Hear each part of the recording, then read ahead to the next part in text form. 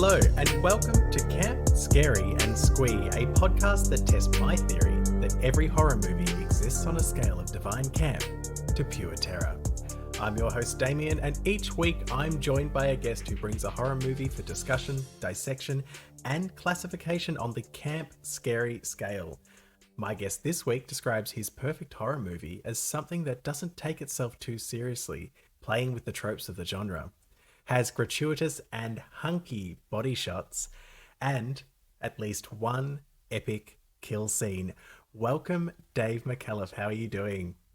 I am doing really well, Damien, and thank you for having me. It's a pleasure to have you on this week to talk about something very exciting. But before we get started, what has been haunting you this week? Well, there's been a few things haunting me this week, Damien, and I was trying to decide which one. So I'm going to give you my top two. The first one being the hairstyles in Melbourne. It has been 2 months without hairdressers being open, and I'm glad, as I said, that this is a podcast and not a video cast because I'm not looking too good. My second one is my PhD. Oh, I've God. been I started a PhD in the last 3 months, and I'm at the point where I need to make a decision on the topic that will be my bedfellow for the next 3 years. So that's been scaring me. Yeah, something that's just sort of hanging over you while you have to make a big decision. Yes, exactly. I want to give you the honors. What film have you chosen for us to talk about this week? So this week we are talking about an Australian film called Little Monsters, and I will not apologize because it's an absolute film, absolutely great film, which I've now watched 3 times. Came out in 2019, but it's more of a rom-com dressed up as a zombie horror. Yeah, I think that's probably a good way to put it. So, as you said, released in 2019, but some other quick stats. Written and directed by Abe Forsyth, starring Lupita Nyong'o, Alexander England, Kat Stewart, Diesel La Torroca, who's that kid that plays Felix, who's a bit of a powerhouse, Yes, he is. and Josh Gad, who is Teddy McGiggle. There's I couldn't find any financial information on this, so it has had quite Ah, quite strong critical success, but I could not tell you if it's been a financial success. yeah, this is an interesting an interesting makeup of the cast because it's a mix of some people who are pretty much not well known or only known locally, and then some people who have done pretty well in their careers in the US, like Lupita. As in Star Wars, Black Panther, 12 Years a Slave. She's had such a great career. She's an amazing actress. Josh Gad as well has done quite a few quite a few Hollywood films and series. He's a great actor. So I actually found the mix of actors in this film quite strange. Yeah, it is an interesting mix. Interesting, like because Josh Gad, many people would probably know from his time in the Book of Mormon as well, which is Yeah. kind of, I don't know if it was his breakout, but it was kind of where I first noticed him was, yeah, this, and he came and helped with the opening in Australia. So the first time I saw it was with Hmm. him. Yeah. And did you see him in Avenue 5? Avenue 5. Yeah, Avenue 5, great series with Hugh Laurie, and it's a sci-fi, basically about a space shuttle for all these rich people who kind of go on what's supposed to be, I think, a 2-week space tour, and they get something goes wrong and they get stuck out there for 3 years. And Josh Gad plays the billionaire owner of the starship. He does have like kind of a born into money character vibe that he can play quite Yeah. well. Uh, Before we kick off, I should share the IMDb description, which is a washed up musician teams up with a teacher and a kids' show personality to protect young children from a sudden outbreak of zombies. And a quick spoiler warning as well that we're about to talk about this film, and so we're probably going to talk about what happens. Uh, to get us started, I thought, since we no longer work together and no longer volunteer on committees together, for anyone who's looking for the history of how Dave and I know each other, we talk about film and TV a lot. I would say it's probably the topic that we go to when we catch up. But I should say our conversations often center around the men in the film and television that we're watching. So was Alexander England kind of your motivation for bringing this to us today? Alexander England is definitely a motivation. He's definitely a motivation. I have to say, if for anyone listening, if you don't know who Alexander England, Google. But no, my motivation, and I came across this film. So I've been watching shows on Binge, and I don't know if you have Binge, but it has this really annoying feature that if you don't stop a film right when it finishes, it automatically goes onto something it randomly chooses for you. And most of the time, the random choices that it makes are pretty bad. And this was one that came up randomly, and I had forgotten to rush to stop it. And as soon as it started, it drew me in. And usually, it's rare that I find Australian films that draw me in straight away, and this one did. And so when you asked me to choose a film, I was going to go to kind of my classics like Scream and Alien and those films, and then I remember this film, and I thought, let's put an Aussie film in the mix, because it's rare that Aussie films get good accolades. So let's bring it in. Well, as you said, like it really draws you in at the beginning, because the setup of this, it's not a traditional zombie film setup. The setup is the ending of a relationship, and it's quite kind of explosive. Public arguments. But it gives us a real sense of our main character. Also called Dave. I was like, I've written Dave, but that's your name. It's also his name.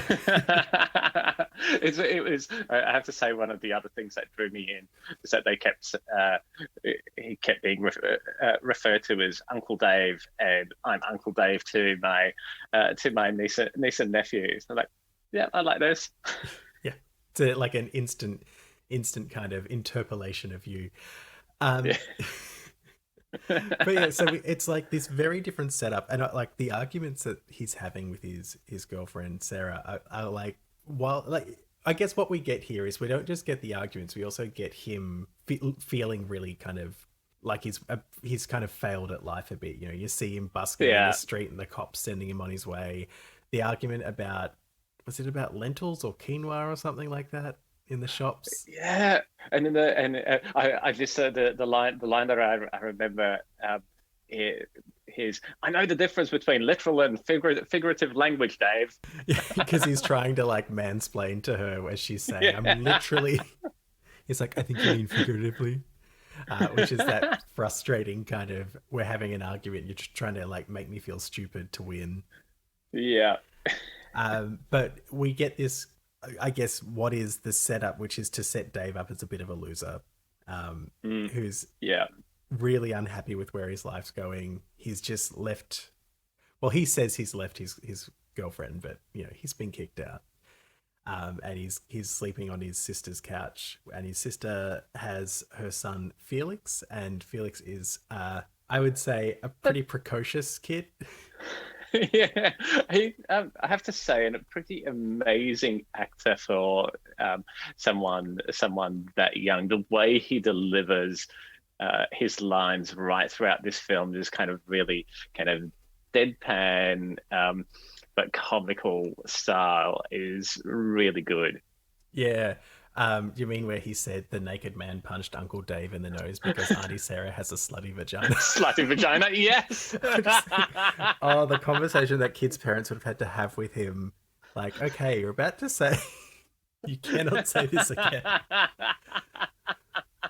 But we do like, it's kind of that thing where Dave's hit rock bottom, but he hasn't quite hit rock bottom, and they double down, and he goes back to propose to Sarah, and she's having sex with the real estate agent Rory, who's Yes. very new age, but also quite tough.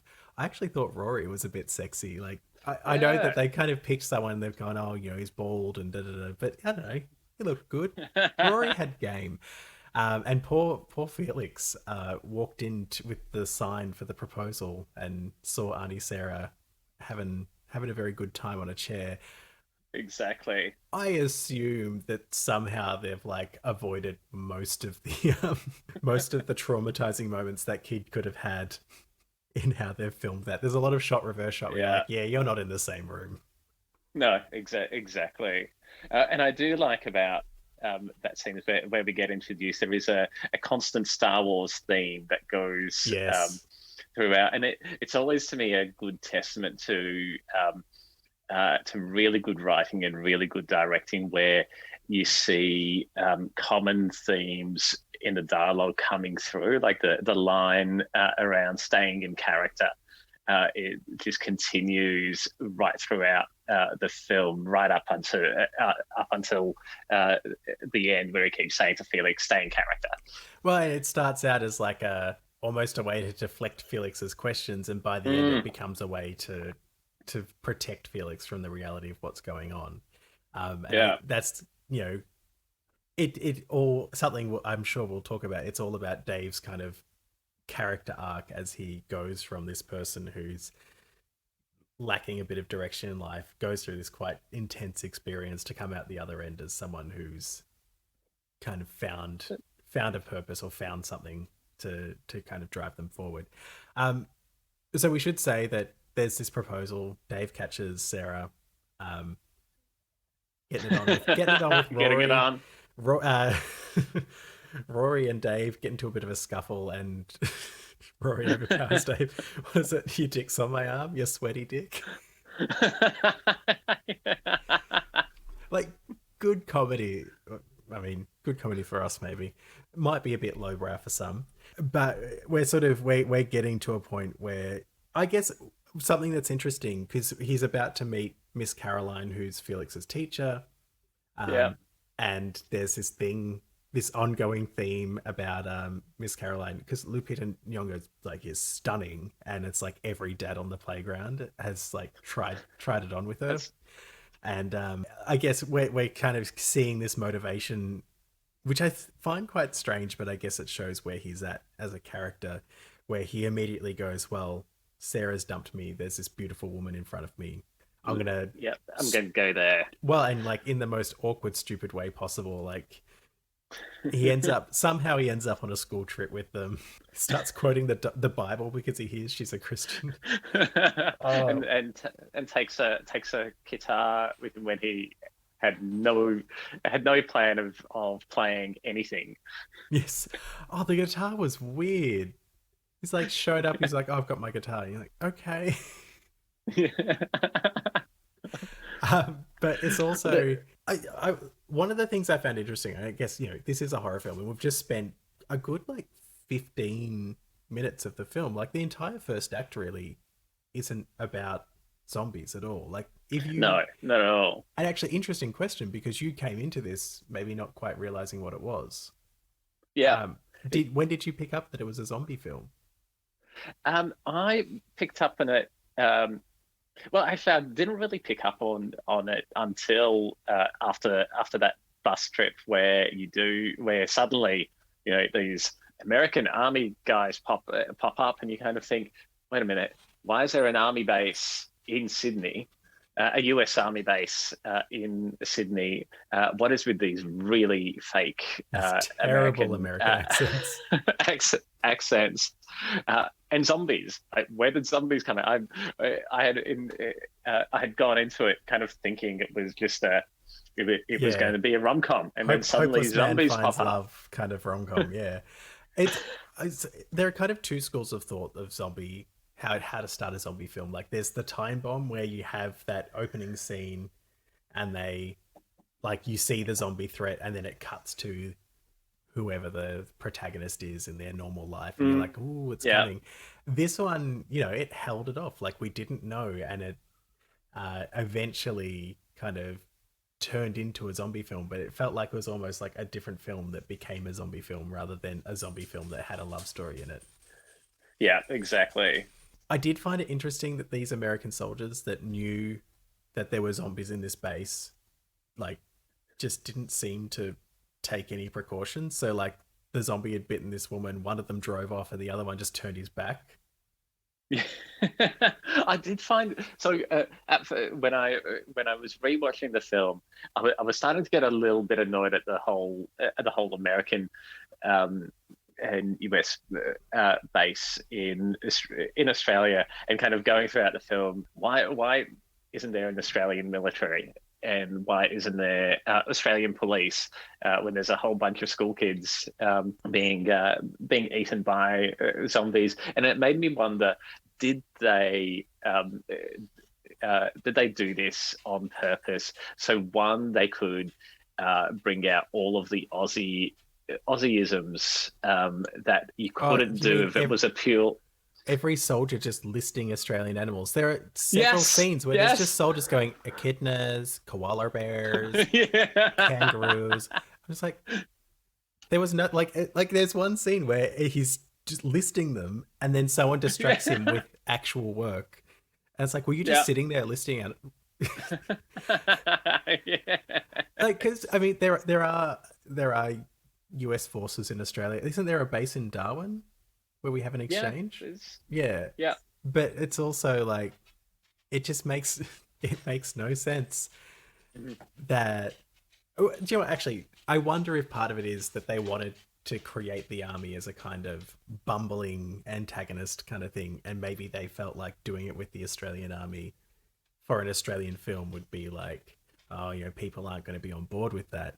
So let's let's Yeah. get let's get the Americans who are not in vogue right now because they make really bad choices about leaders, and That's exactly what what I came to is, did they pick it just so they can make fun of the Americans? well, and I guess it adds like a nice gag to keep going back to. Those accents are terrible. I They are. I think it's made worse in that they have Josh Gad on this, who has a real American accent as well. So you've got someone who you're like, oh yeah, like he's a character actor, he's doing a character actor voice, but also there's like that's what an American sounds like, and then you get to these other people, and you're just like, no, oh no, No, and I have to say, what's probably worse than the American accents is the zombie makeup. mm. Is It's not where they spent their budget, definitely, on this No. film. No, if we knew what the budget was, that might help us make some sense of it. Although I feel like a lot of the budget would have gone onto Lupita Nyong'o and Josh Gad. Yeah, definitely, definitely. But there was a couple of other themes that came out that ran throughout the film. In those first couple of scenes, the first one was a very very Aussie thing. Well, I don't know, it's probably a thing everywhere of making fun of the fat kid. Yes. Oh, I noticed that a few times, including when the soldier picks him up and goes, Jesus Christ. Which I find like it's one of those things. It's almost like a early noughties Adam Sandler film kind of thing to be like, oh, let's make fun of someone's weight. And Yeah. it's not, it's better when it's like, if you think of Eleanor Shellstrop in The Good Place, she makes fun of someone's weight and it's like, it's because she's a terrible person. In this one, you're like, oh dear, like I think we're meant to be on the side of the person being mean. Well, actually, Miss Caroline does look at him when he makes fun of the kid feeding the rabbit for being a bit big. He does get a little bit of a scolding, Yes, but they do run that joke a few he times. does. And then when they, they do, and then he gets the big scolding when he says, "I've seen no evidence of your dad." And Oh yeah, yeah, when he starts your mum joking the kids. yes, That's very early in his arc when he's still a bit of a douche. No, he does. He does very well at the start. They do very well at the start of that film to make him look like an absolute ass. Yeah. Yeah. But the other one that I did notice in the army barracks, which is another theme throughout the film, is that the women in the film are really good at the violence, and the men are bumbling idiots. Yeah, that's true. They look, I think it's something. I guess if we get to they're on this farm and we meet Jimmy Giggle is there, which I found Yes. really interesting, and he's a total creep, as is Frogsy, the sock puppet that is his sidekick. Yeah. But something that we start to realize, so we should talk about how the zombies kind of. We will get to the women being really badass, but the zombie outbreak is kind of happening, and we're having all these moments of tourists who like one of them sees this zombie and decides to go get a photo with it, and then you don't see him get bitten, but you see the family freak out and like run and try and help. But I love how our protagonist and this group of kids discover the zombie because they've got the woman on the tractor doing the tour with her, like she's mic'd up and the tractor has like speakers in it so they can hear everything. And she sees a zombie eating a sheep, I think. And she Yeah. like walks over and her death scene is all mic'd up and kind of projected to the kids. I found it really funny. Hey mate, what are you doing? Oh my god. Like, and you hear her like dying over these speakers and the kids are all just like, what's going on? But you very quickly get that Miss Caroline, played by Lupita Nyong'o, is takes this very serious kind of protective role for these kids. And there are some really good moments of that where she like in particular, we should say, like, that happens, they're all running for it. Dave can't drive a tractor, but Felix knows how to because he's obsessed with tractors. Yeah. Keeps telling him the clutch is on the left. And they get back to this kind of souvenir shop where Jimmy, I called him Jimmy Giggles so many times. Yeah. I'm going to get in trouble from the ABC. It did make me. It did make me I think wonder. I've already called him Jimmy Giggle once here. I've got Jimmy Giggle written here. What is his name? Teddy McGiggle. And we should explain for those people who don't watch children's shows that Jimmy Giggle is an Australian kids entertainer who He's did like stop. the Blues Clues of Australia. Yeah, Jimmy and exactly. And he has retired now from that. He did retire last year from that role, which also made me wonder. Is that why they used a name so similar? And was there some connection between Abe Forsyth and Jimmy Giggle and the ABC? Quite possibly. I should have looked into it. I as I was writing out my notes, kept writing Jimmy Giggle and was just like, oh no. I'm like, Jimmy Giggle is a dick. Oh no. Jimmy Giggle's really nice, everyone. But Teddy McGiggle is a dick. And he doesn't want to let them into the souvenir hut. But Dave breaks in. They have a fight. Teddy McGiggle's crazy. And you know what that fight reminded me of? So that fight reminded me of for Buffy fans out there. The fight reminded me of the slap fight between Xander and Harmony in in the 5th season of Buffy, because it was a very camp fight. Yeah, no, like these are two men who've never had a proper fight in their life.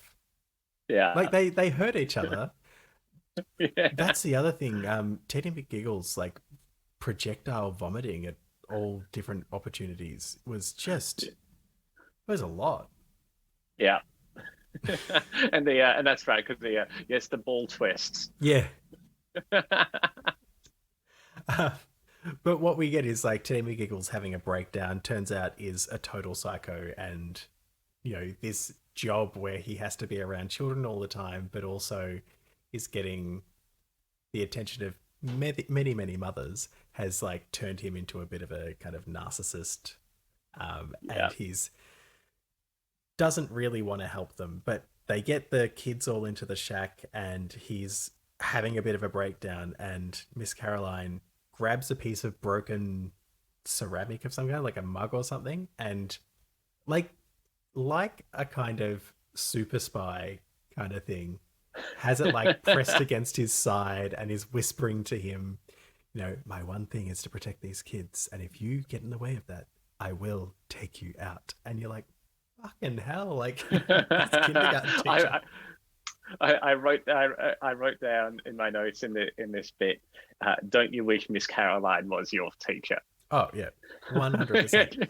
We should add that she also sings Taylor Swift songs with the Yes. ukulele, which I think is very important. Well, it ends up being this really important kind of this kind of device that they use, because the reality is, like, if you had kids in a zombie apocalypse, they'd all be dead, and this is the thing that kind of keeps them focused. And she definitely runs a tight ship, and I think they established that well as a way of like, this is how we survived, by keeping these kids in line. Like they all knew their rules, and she had ways of keeping their attention. Exactly, it did come out as a really kind of strong theme in the film, that the kids for the most part were kind of oblivious to all this killing that's going on around them, and people being eaten, just by the fact that, you know, Miss Caroline and Dave did really well of keeping them focused on other things. Well, and I guess we should talk about Miss Caroline being badass more. What is actually starts out as a turning point for Dave is that he isn't taking his nephew's anaphylactic allergies seriously, and gives him something with dairy in it, and Felix starts having like an allergic reaction, and is not doing okay. But they don't. Oh no, he didn't listen to how to use the bloody the Yes, EpiPen, and he EpiPens himself. I know. How hard is it? Blue in the sky, orange in the thigh. I know. I remember that. I I hope that that was like correct as well, because I feel like someone's gonna remember that one day and have to EpiPen someone, and like if it's wrong. Ooh. Um, but Miss Caroline's like, well, you know, I'll go out and save him, and he has a Frogsy backpack in the back of the tractor, so she is let out, and she um braves the zombies, and is like runs to the tractor and finds many Frogsy backpacks, because all the kids are obsessed with Teddy Big Giggle. But on the way there, we get this really badass character. Like, we should add, so like lots of things happen. They build this really well, and I'm not building it very well. But Felix was playing a zombie shooting game that Dave had let him play, and so he does that reveal of, oh, you got to shoot them in the head, or chop their head off in order to kill them. So uh, Miss Caroline is fighting these four zombies that have attacked her with a shovel, and she manages to knock like slice one of their heads off, and he goes down, and she realizes, and then she very quickly takes them all out. Excellent, and All, beheads all the other ones. yeah, all off camera as well, because clearly the budget wasn't there to. Yes, you get all these scenes of you kind of hear fighting, and then you see a head roll. Yeah, Yeah. it's like, yeah. But something, and look, something I've talked about in previous episodes is this kind of great thing about horror, is that you can do things without having to spend lots of money. It is a very accessible genre. I think lots of people think it would be a hard genre to make, but if you have a good understanding of the tropes and the formal techniques that horror makers use, you can create things without lots of effects, without lots of makeup.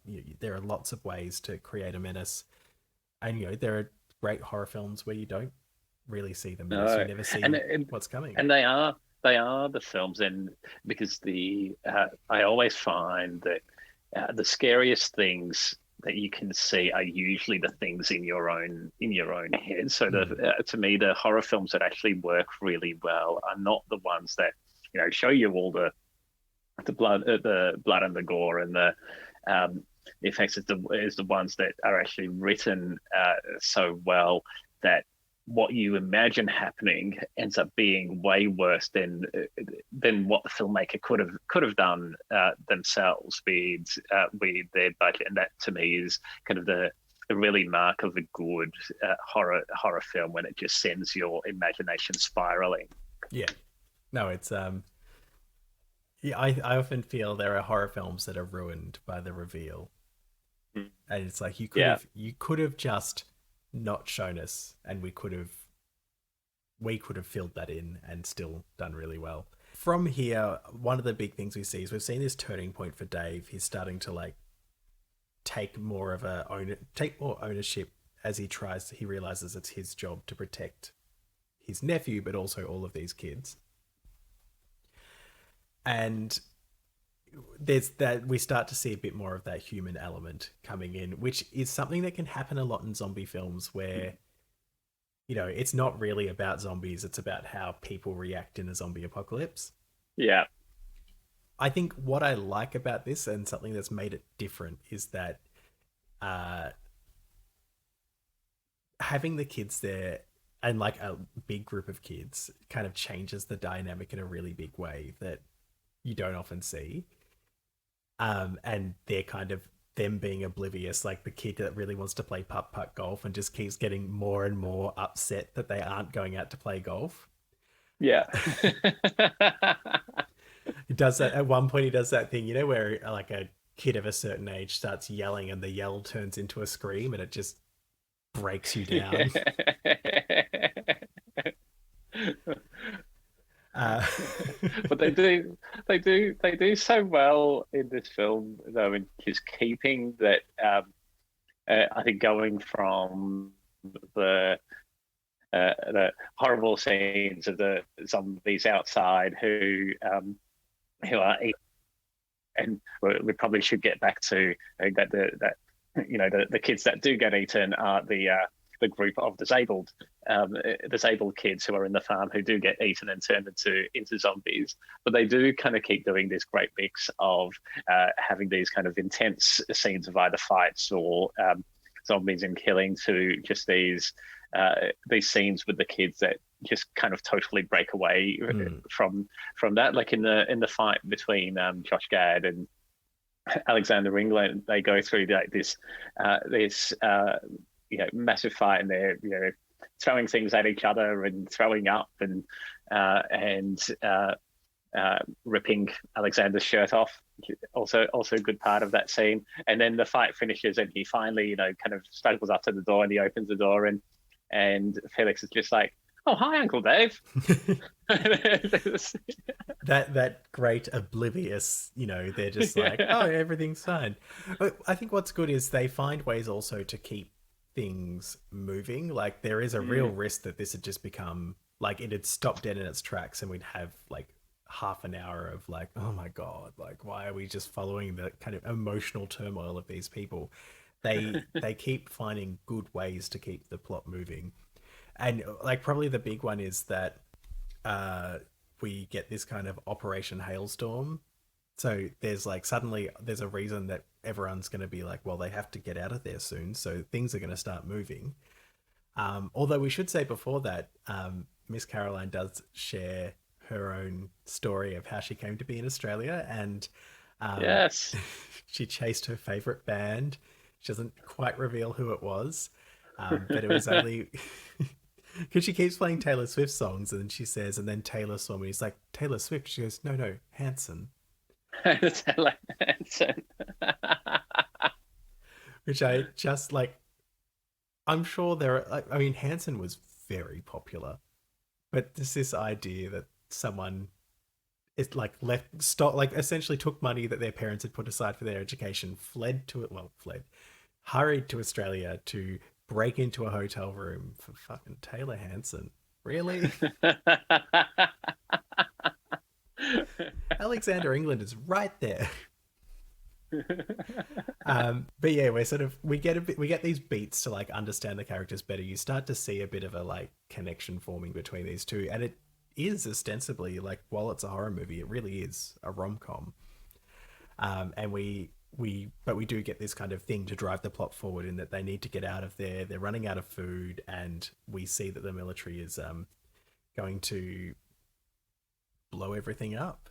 Blow everything up as the Americans do. Yeah, very much their bag. And so I guess we get Teddy McGiggle and Dave hatching a plan to get to the McGiggle mobile. Yes, which Teddy McGiggle thinks the plan is worthy of him getting a blowjob. Yes. Oh yeah, and she punches him. Punches him in the face. Yeah. It was good. Yeah, I thought that was a really good moment as well, where it's like he was so used to just getting whatever he wanted that he just didn't even think. And this woman who had, threatened to kill him earlier, and he's like, "Oh yeah, that's worth a blowjob," and you're like, "Jesus, man." We should say he's getting drunk off metho. Yeah, and then hand sanitizer. Oh yeah. Oh, that was hard to watch. Yeah. Ugh. In saying that, they go out there. Teddy McGiggle kind of goes on this rampage where he's like attacking zombie children with a swing set. Yes. Sliding down the slide, and you're like, just get to the truck. What are you doing? Although I have to say, it was probably the Lupita's fight scene was a pretty good one, where she beheaded the zombies. I have to say this was probably the funniest fight scene, because he was just basically going, "I fucked your mum, and I fucked your mum, and your mum." Imagine if this was like some deep cut and actually Jimmy Giggle was like gonna say, there is no proof of that. That is not a rumor. I'm not starting a rumor. Jimmy Giggle seems very lovely. It's just unfortunate that I keep confusing the names. He does eventually get to the McGiggle mobile and gets in, locks the doors just as Dave shows up, and isn't letting him in. In fact, he like flips the bird, but just as he does, Frogsy, the hand puppet, who is treated like his own zombified character, like pokes his head through the back curtain and attacks him. And so Dave has to run for something. Oh no, Dave ends up on the top of the van. And this is where Felix goes out into the world dressed as Darth Vader. Yes, Darth Vader. Yeah. Treating the putt-putt golf stick as a lightsaber. Yeah. Yes, and then using the Force to save the little baby goat. Yeah, saves the goat. He closes the gate, except he's like using the Force, and the zombies accidentally knock the gate shut, and he's like, "Yes." That is really nice. This way that they kind of put this, in a zombie film, putting a kid in danger is kind of a bit of a no-no, but they do it in a way where, he feels like he's invincible, and he kind of is able to safely navigate them. And he ends up being the person that you're really rooting for. But he also then, because he's obsessed with tractors, gets on the tractor and knows immediately how to drive it. He's got the microphone. It's Uncle Felix and Uncle Dave. And he's driving to save Dave, who's had a call from his sister, Felix's mum, dropped his phone. She's freaking out. Felix is on his way. Dave manages to roll off the van, where the zombies just weren't at the front of the van. Very convenient. No, exactly, because they're very stupid zombies. And actually, I remember one of the lines from the fake American military, where they go, "Lucky the zombies are pretty slow," and the other officer goes, "Mm-hmm."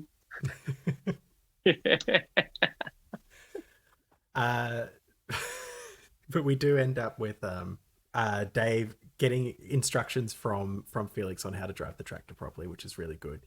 But also, we then cut to the remaining survivors inside this souvenir shop, just kind of going, "Oh, I don't know what we're gonna do. There's no way out. Like, how do we survive this?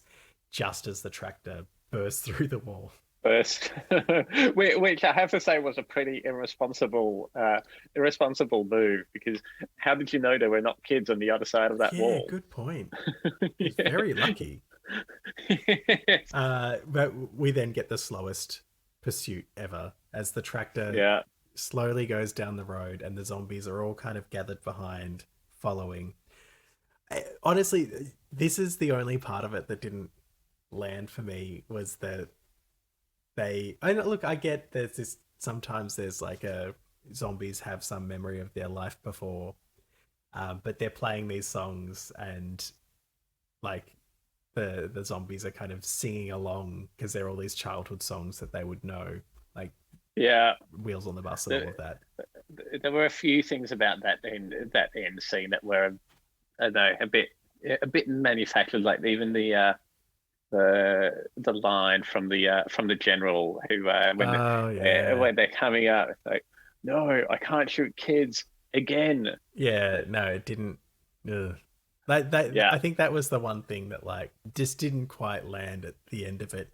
I should say it was still great, and one thing I there were two things I loved about this. One, there was the zombie that had echidna quills all in his face, Yeah. which I thought was quite nice. But also that Frogsy, there was the guy who had the Frogsy sock puppet on his hand, who was a zombie, but also Yeah. the Frogsy sock puppet was Was a itself a zombie. zombie. And Yeah. at the end, when the kids are let through and they're shooting all the zombies, the guy with Frogsy on his arm gets shot in the head, and then the next shot is Frogsy getting shot in the head. I thought like that little moment of comedy worked really well. I actually probably one of the best moments of this for me was the next scene where the general goes into the see the parents, Yeah. and there's all the mothers who are just like deadpan, really fed up and shitty, and not taking a bar of it. But my favorite part is when he's like, they're teachers, and one of the dads goes, Miss Caroline. And it's like it's so brief you almost miss it, but you're like, oh yeah, they just wanted one last joke about how all the dads are after her. I Yeah. really enjoyed that. But it ends in a really lovely way. Oh, I should say that before they before they all get bundled into the van, there is a kiss between David There and is a Miss kiss Caroline, and or Audrey, as we should probably call her in that context. Um, I almost could have done without that as well. Like I get it. yeah, It's a rom com that's also a zombie film, but I was like, yeah. It was a very cliche kind of you know end of disaster kiss. Two main characters getting together, and then being coupled with the bomb going off and the explosion, oh and yeah, it was yeah, kind of very very cliche. all these people were very comfortable with what looked like a mushroom cloud. Yes. Uh, but the final scene, and like the reason why the kiss didn't sit well is because I think this would have been a better kind of ending for Mm, them. Because the yeah. final scene is them all in quarantine with the kids, all dressed in grey trackies, and playing Taylor Swift Shake It Off and singing to each other. And there's like this great moment of they're connecting and they're getting along really well, and all the kids are having a great time, and all the parents come in. Kat Stewart, by the way, her crying face sets me Yeah. off. Yeah. I just like she walked in, she had this kind of she wasn't crying, but she was like holding back very happy tears, and I was like, that was it. I was That was crying. it for that was it for me as well. Actually, and Kat does it really, really well. Yeah, I do remember her from Offspring as well. Like she can turn on the tears quite well. It yeah, like it got me. I like look. I guess we should say it's a good zombie movie, and it Yeah, gives us like it is different enough to feel original in the genre. exactly. And it's and there are what I liked about it was it's a very different style of zombie, and there have been, and you see this from some of the zombie films. There's so many zombie films out there, and they do range from kind of the really, really serious and full-on zombie apocalypse storylines to some of those really light-hearted ones, and those kind of comedic turns on the zombie storyline, and I like that this one's done really well, and I like that it's an Australian take as well, because there were some very Australian things Yes. in this film. I have to say, probably my top Aussie moment in this was a Japanese tourist being chased by a zombie koala. Yeah. Oh dear. It's so funny because it's such a thing that we all recognize. Yeah. Australia has this huge tourism industry, and we're very close to Asia, and so we have this really close relationship with Asian countries. I do wonder, in an American context like this, going to America, does that translate for them, or do they? Mm. Because there is a thing like Australia, the way that we kind of engage with those things, I think in an American context might seem harsher than we would see it. You know? Yeah, I think uh, there are some things in this that I don't know how well they would translate to an American audience. Like some of the stuff happening, especially in the first few scenes before they kind of get to the farm, and some of the lines that they've says, like even when he's walking through the schoolyard, and he says, even the retarded kid is bullying you. Oh And so some of those lines that you kind of think you'd probably get that as an It doesn't land here anymore as well. Like, yeah. it's one of those things. I think it only works because we're meant to think that Dave is a douchebag. Like, Yeah. and I think if that was to be played out as like a serious kind of, we're making fun of that kid, I don't know if like we're making fun of Dave in that moment rather than the kid, and I think Than the kid. that's the key difference. But it's also the thing that maybe doesn't translate. Yeah. Yeah. No, it's I as a film, I genuinely laughed a lot during this. Yeah. I think it had a really nice balance between the horror and the comedy. Oh, I should also add, the credit song was Mbop. Mbop, yes. But they really thought about it, and everything was well thought out in it. I think is probably a really important thing to add. Yeah. A couple of things about the credits. Since you brought up the credits, I noticed that so Alexander Ringland and Josh Gad had stunt doubles. Lupita didn't. Really? So she did that fight scene herself. That's so interesting. I guess they had more like getting crap like thrashed around, and like they were fighting each other. But still, like, I mean, I guess, her Black Panther kind of training probably. Yeah. She's like, I don't need a stunt double. Do I have to jump out of a plane? What? Look, I do have some questions to help us wrap up this. What's the campus line or moment of this film for you? So I can't get past the fight between Teddy McGiggle and Dave.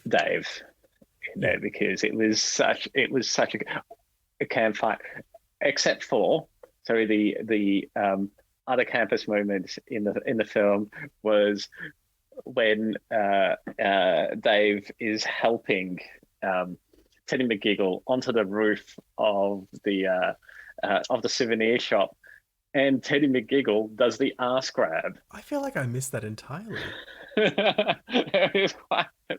Where he's kind of coming up and he just puts his hand on Dave's ass, and I'm like, you actually did not need to do that to pull yourself up.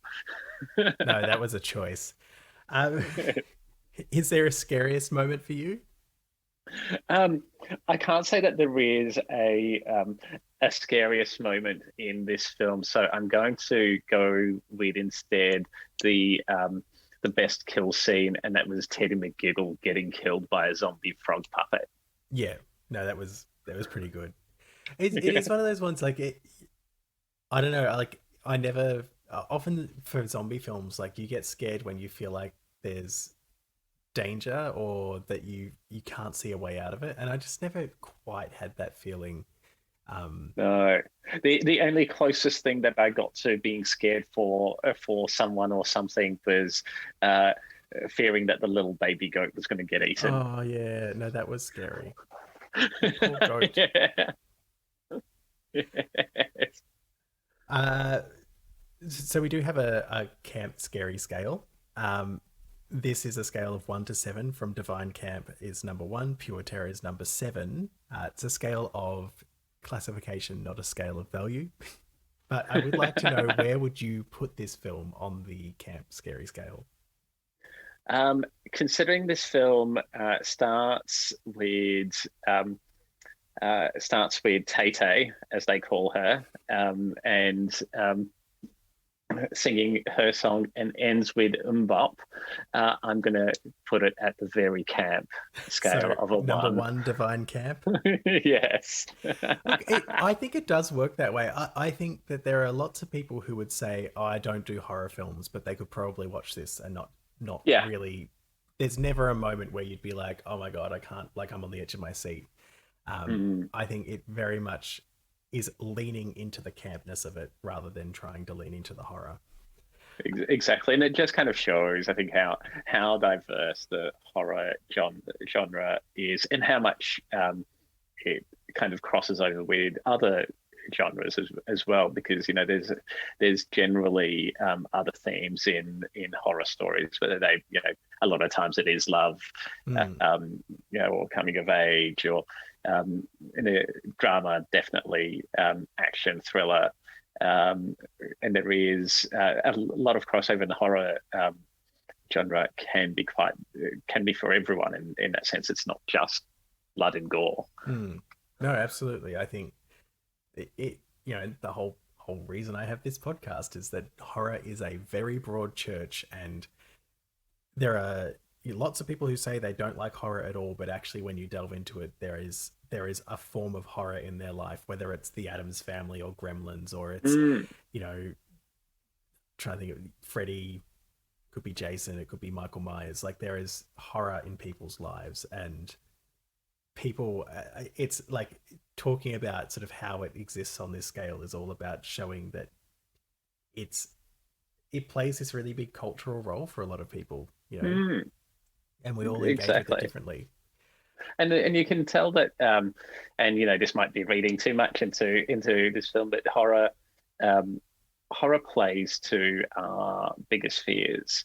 And a lot of the zombie films do focus on what are things that people fear, and how can we bring them to life.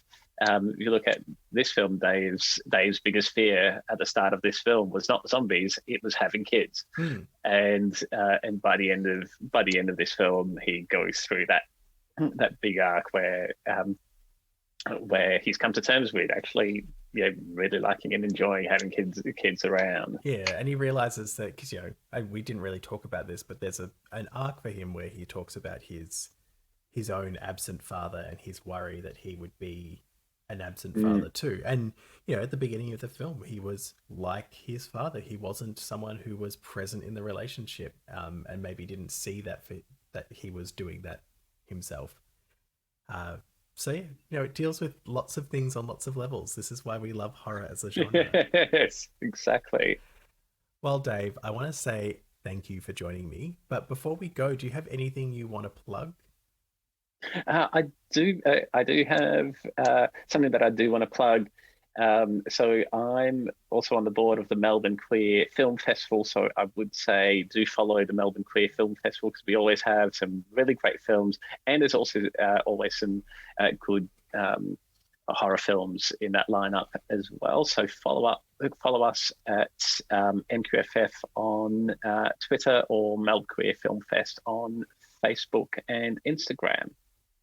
Wonderful. Thank you for sharing that. And I can attest I've been to many a Melbourne Queer Film Festival, and there's always some really good stuff there, including some very good horror. Thanks again for joining us. You can follow Camp Scary Squee on Instagram or Twitter by going to @CampScaryPod.